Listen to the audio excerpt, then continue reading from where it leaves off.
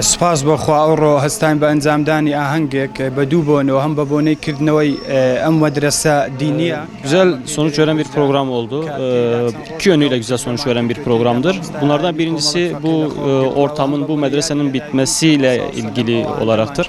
Medrese bitti, bunun için bir program düzenledik. Ayrıca bununla beraber malumunuz Peygamber Efendimizin doğumu vesilesiyle buranın açılması ikinci bir güzelliğiydi.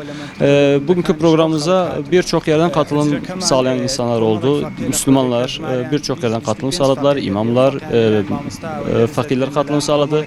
Erbil'den, çevre köylerden birçok yerden katılım sağlayan kişiler oldu programımıza elhamdülillah. Ortalama 20-25 tane öğrencimiz var. Bunlar şer'i konularda eğitim görüyorlar. Bunların dersini veren bir seydamız var.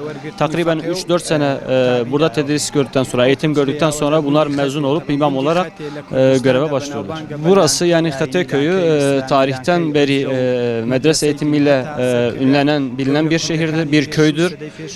Bununla beraber 450 seneden bahsediyor. 450 senelik bir hücre eğitim geçmişi vardır.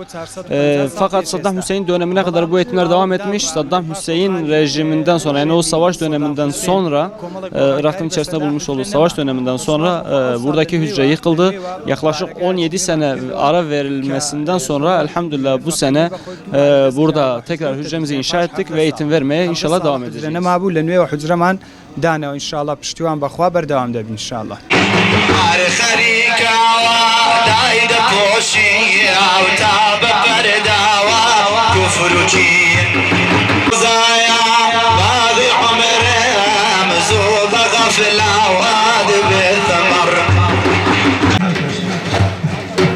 غفلة